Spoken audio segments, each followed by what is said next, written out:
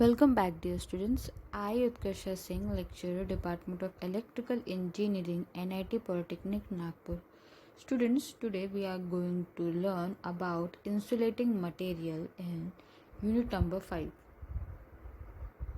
On previous video, you have learned about the insulation and its classification.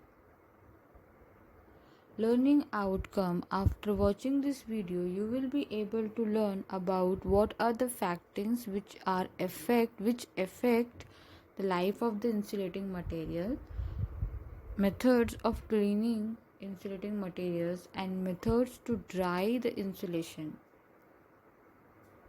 So first of all, we will see what are the factors which affect the life of insulation. First one is water.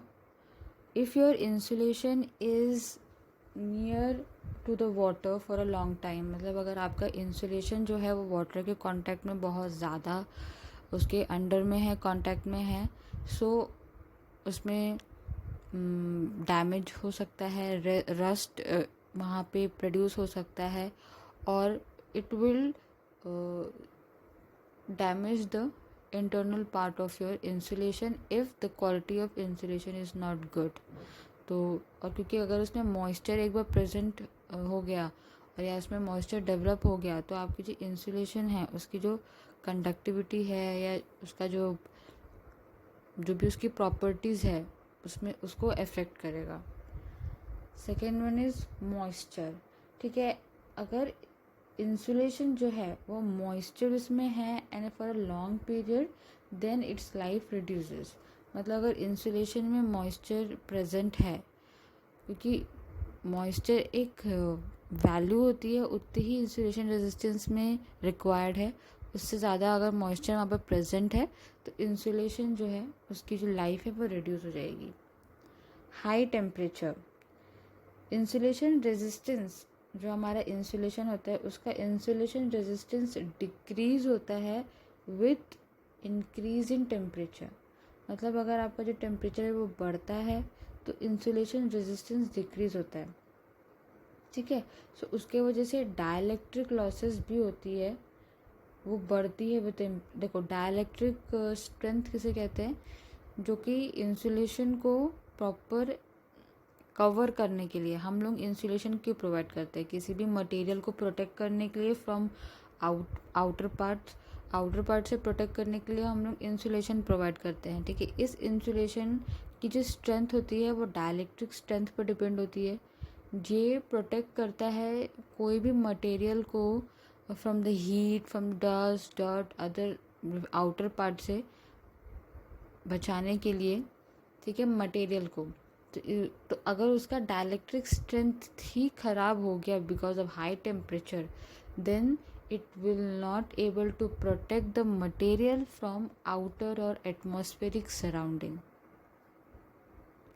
Mechanical stress. See, mechanical stress develop in the material due to electromechanical force, यानी EMF के through mechanical stress develop होता है insulation में. And stress during running condition.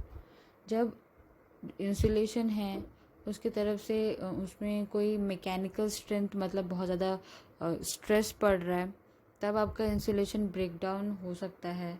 ठीक है, या तो फिर EMF, अगर जैसे मशीन्स में हम लोग इंसुलेशन यूज़ करते हैं और इंसुलेशन में एक क्रैक से भी शॉर्ट हो सकता है ना. Everybody you know about this.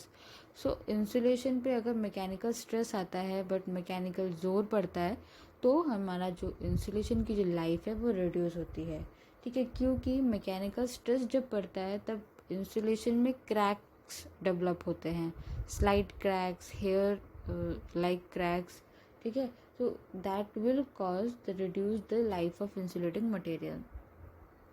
Next one is high voltage stress, जिसको कि हम लोग इलेक्ट्रिकल स्ट्रेस भी बोलते हैं. ठीक है, जब lightning, heavy impulse, surge voltage आपके इंसुलेटिंग मटेरियल के आसपास होते हैं डेवलप. या तो जैसे आप समझ लो एग्जाम्पल कि इंसुलेटिंग मटेरियल है, सराउंडिंग में कहीं बाहर में उसको लगाया गया है और थंडरिंग, लाइटनिंग, बहुत ज़्यादा हाई वोल्टेज ऑफ लाइटनिंग हो रही है, सो उसके वजह से भी उसमें क्रैक्स डेवलप हो सकते हैं, या तो क्रैक्स नहीं, it will damage the insulation, it will burn that insulation, क्योंकि वो इलेक्ट्रिकल स्ट्रेस है, so it will give that damage to that insulation. अगर आपकी इंसुलेशन अच्छी क्वालिटी की है तब भी अगर वो उतना ज़्यादा वोल्टेज विथ स्टैंड नहीं कर सकती तो it will absolutely damage.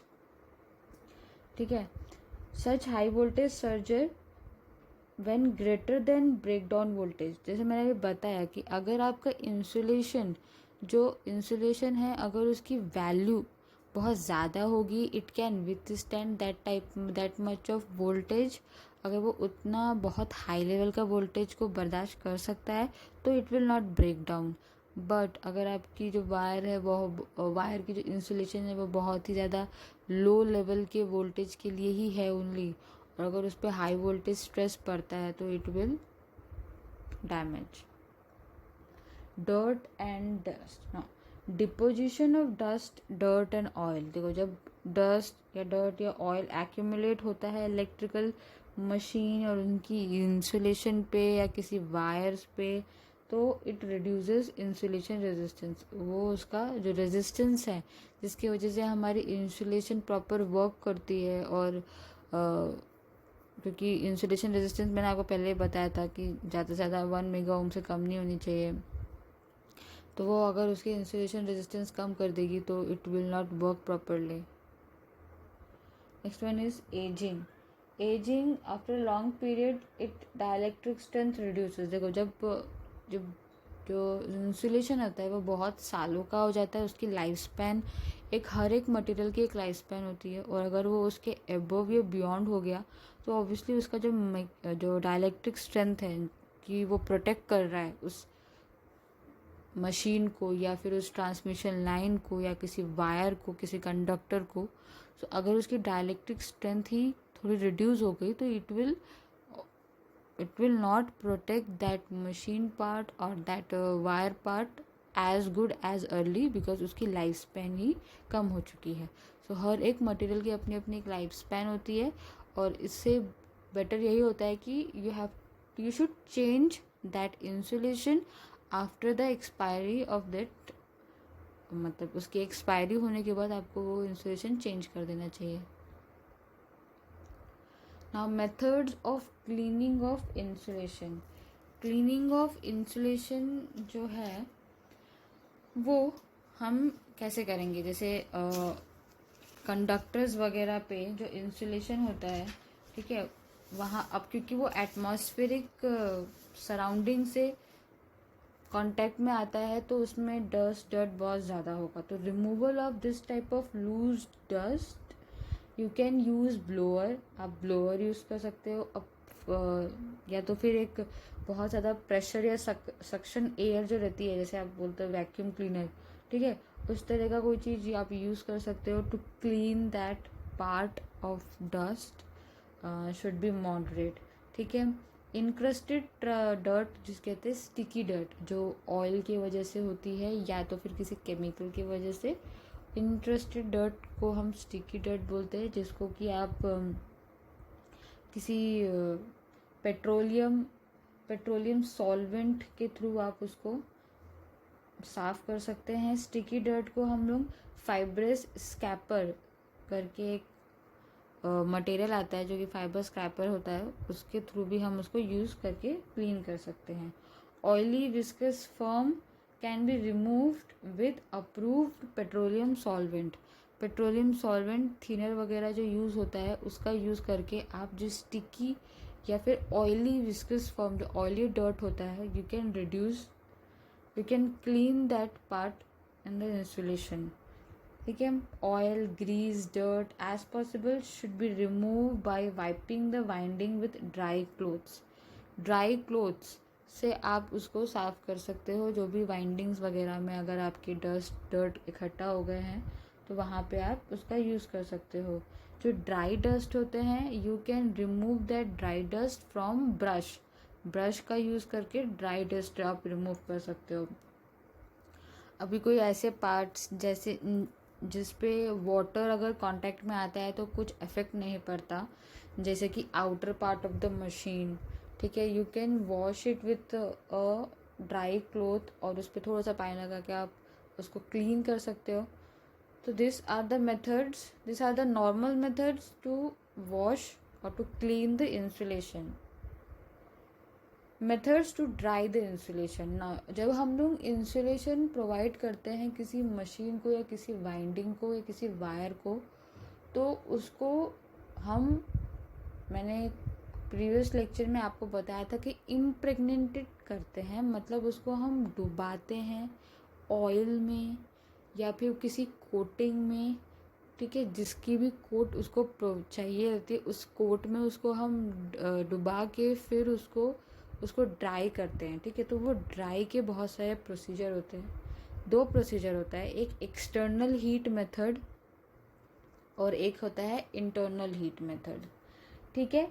External heat method में आप या बेकिंग इन द ओवन, ठीक है, जो भी वाइंडिंग ऑफ द मशीन है, ठीक है, वाइंडिंग ऑफ द मशीन को हम लोग वार्निश करते हैं. वार्निश एक तरह का वाइंडिंग्स को इंसुलेशन प्रोवाइड करने का एक प्रोसीजर है, जो हम आगे लेक्चर में देखेंगे. पूरा प्रोसीजर पढ़ेंगे कि what is varnishing. So winding of machine with varnishing, उसको हम लोग डिप करते हैं ऑयल में, ठीक है, और वार्निश करके एक वो सोल्यूशन रहता है उस पर, ठीक है, डिप करेंगे. देन फिर वो वाइंडिंग को एंड देन उसको बाहर निकाल के उसको एक ओवन होता है उसके अंदर में रख देंगे, ताकि वो जो जितना भी वार्निश है वो प्रॉपर पूरे तरीके से उसको इंसुलेट कर दे, मतलब उससे एकदम उसको पूरा कवर कर ले जो भी वाइंडिंग्स है उसको, जिससे कि उसकी प्रॉपर इंसुलेशन उसको मिल जाएगी और ओवन में डालने से वो पूरा अच्छे से सूख जाएगा, ठीक है. बाय यूजिंग बॉयलर, जो स्टीम बॉयलर से प्रोड्यूस होती है, the steam from the boiler, वो क्या करती है, हीट करती है टॉप ऑफ द मशीन को, and this heat raises the temperature of the winding and ड्राइज the machine and winding, ठीक है. मतलब बॉयलर के हीट का यूज़ करके, स्टीम का यूज़ करके भी आप मशीन की वाइंडिंग को ड्राई कर सकते हो. बाय इलेक्ट्रिक लैम्प हीटर, जो इलेक्ट्रिक लैम्प हीटर होता है उसको का भी यूज़ कर सकते हैं to dry the insulator. And sometimes 500 watt lamp is also use. 500 watt के लैम्प का भी यूज़ होता है to dry the insulation. Internal heat method, internal heat method क्या होती है, इसमें जो इंसुलेशन है वाइंडिंग का उसको हम लोग ड्राई करते हैं with the help of heat produced in the winding by using I²R loss. जो कॉपर लॉसेस होती है, जो हीट उस टाइम पे डेसिपेट हो रहा होता है, उसका यूज़ करके भी you can dry the insulation, ठीक है. तो ये सारे मेथड्स हैं. यहाँ पे सिर्फ एक डीप नॉलेज नहीं है, सिर्फ you should know about the external heat method and the internal heat method. Summary we have learned in this video: factor affecting the life of the insulation, method of cleaning of insulation, method to dry the insulation, PO mapping, PO 1 2 3 10, PSO 1. Next slide will be on transformer oil. Thank you.